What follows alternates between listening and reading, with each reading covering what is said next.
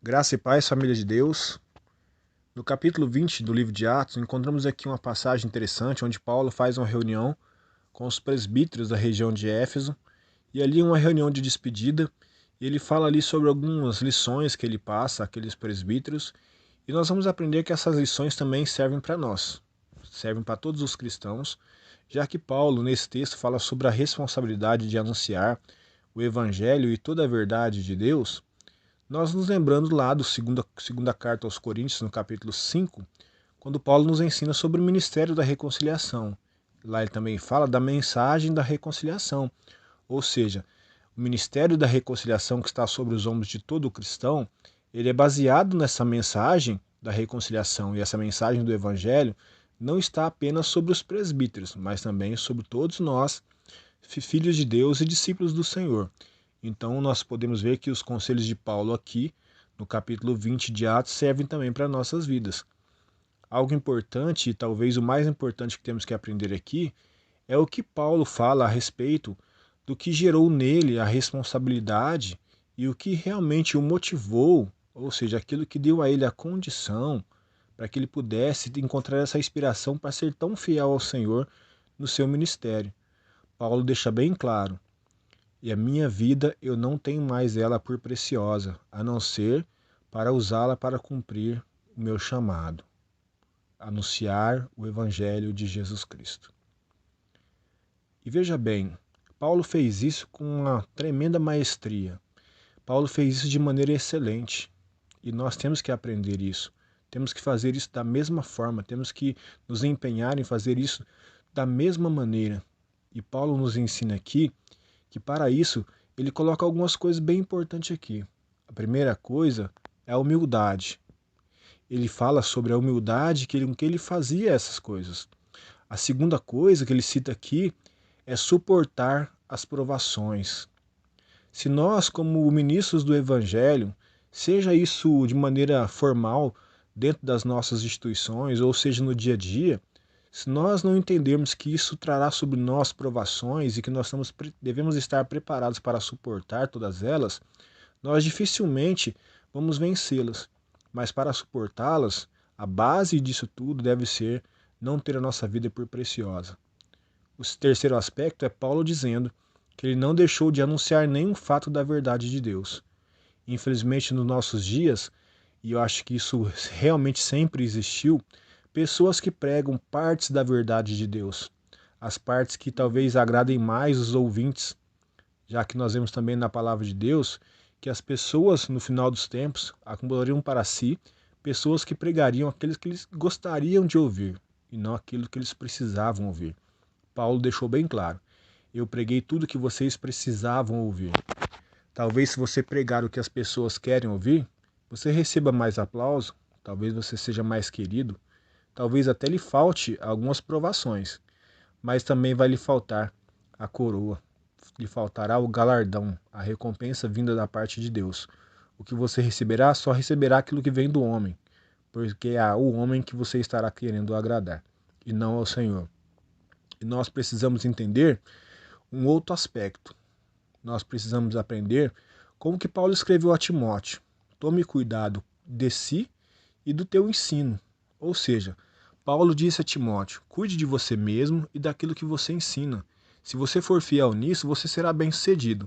E assim, você vai cuidar da sua salvação, para que você se salve e também para que as pessoas que te ouvem sejam salvas também. Se nós negligenciarmos a nossa responsabilidade em ensinar todo o conselho de Deus, toda a verdade de Deus, nós teremos sérios problemas no dia do juízo. Nós teremos que responder diante de Deus pelo nosso chamado, pelo nosso ministério. E certamente vamos atrapalhar as pessoas. Paulo, quando fala aos presbíteros, ele deixou bem claro: eu tenho certeza que se alguém aqui se perder, não será porque eu deixei de anunciar alguma coisa, porque eu anunciei tudo que eu tinha que anunciar. Nós temos que entender que a nossa palavra, a nossa mensagem, ela deve ser inspirada por Deus e deve conter toda a verdade. Ainda que em alguns momentos ela seja indigesta para algumas pessoas que não andam no Espírito, ou talvez que nem queiram andar no Espírito, mas que seja a vontade de Deus que seja liberada através dos nossos lábios. E ainda que isso nos cause depois provações e tribulações. Porque se nós pensarmos que existe algo mais precioso do que fazer a vontade de Deus, se colocarmos a nossa vida em primeiro plano, nós jamais seremos fiéis ao Senhor como Paulo foi. Também lembrando de maneira geral do nosso chamado, Jesus disse que todos aqueles que desejam servir ao Senhor devem negar a si mesmo. Aquele que desejar encontrar a sua vida, perdê-la-á. Quero encerrar essa mensagem com o texto de 2 Coríntios, capítulo 5, como eu disse, quando fala do ministério da reconciliação. Paulo diz a partir do versículo 14 que agora Cristo morreu por nós e agora o amor dele nos constrange. Ou seja, o amor de Cristo demonstrado por nós na cruz deve ser aquilo que nos domina, que nos impulsiona. Paulo, certamente, dominado por este amor, entendeu que não tinha mais nada de precioso na sua vida senão obedecer ao Senhor. Paulo continua dizendo, em 2 Coríntios capítulo 5, o seguinte: agora não vivemos mais para nós mesmos, mas para aquele que morreu por todos. Se Jesus morreu por mim, agora eu vivo por ele, porque ele me deu a vida.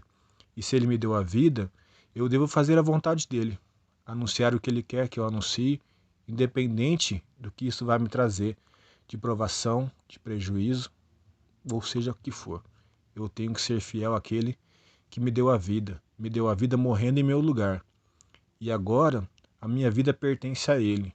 E agora, pertencendo a ele, eu tenho que entender que agora o que vale a pena é fazer aquilo que ele espera que eu faça. Isso foi o segredo do sucesso do ministério de Paulo. Esse deve ser o segredo da nossa vida espiritual para que possamos andar bem-sucedidos diante do Senhor. Entender que agora, aquilo que nós temos de mais precioso já nos foi concedido. É a vida eterna em Cristo Jesus. E agora a nossa vida está nas mãos dele e nós devemos agora servi-lo com toda diligência, esmero, e assim certamente o Espírito Santo nos ajudará, será nossa força, nosso guia nessa tarefa tão difícil. E assim, um dia chegaremos diante do Senhor e o Senhor poderá dizer para nós o que Paulo esperava que Timóteo um dia ouvisse também. Você fez a obra bem feita. Aqueles que te ouviram aquilo que deviam ouvir, e agora eles se salvaram e você também.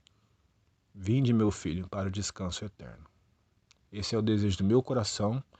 Espero que seja o desejo do seu coração, que tenha um coração voltado para a obra de Deus. Que o Senhor nos abençoe, em nome de Jesus. Vamos orar? Deus Todo-Poderoso, em nome do teu Filho amado, aquele que um dia morreu por nossas vidas, aquele que morreu e pagou o preço pelos nossos pecados, e agora nos deu a vida. Ele morreu em nosso lugar para que nós tivéssemos vida. E agora, como Paulo disse, não nos resta outra coisa senão viver por aquele que morreu por nós. E agora a nossa vida não é mais preciosa, porque o que nós temos de mais precioso, nós já recebemos em Ti, Senhor. Recebemos a salvação e a vida eterna. E agora o que nos resta é cumprir a nossa vocação, o nosso chamado, e proclamarmos o Evangelho, proclamarmos todo o conselho de Deus, tudo aquilo que o Senhor deseja que proclamemos, sermos, ó Pai, perseverantes na tribulação, sermos humildes e obedientes ao Senhor. Que a palavra do Senhor nos molde a cada dia, que o Teu Espírito Santo nos ajude a sermos obedientes à Tua palavra e que o Senhor encontre em nós bons ministros da reconciliação, pessoas que realmente proclamam a mensagem da reconciliação, porque sabemos que o Senhor quer que se salve tanto a nós quanto os que nos ouvem. Em nome de Jesus. Deus abençoe, compartilhe essa mensagem com as pessoas que você ama, em nome de Jesus.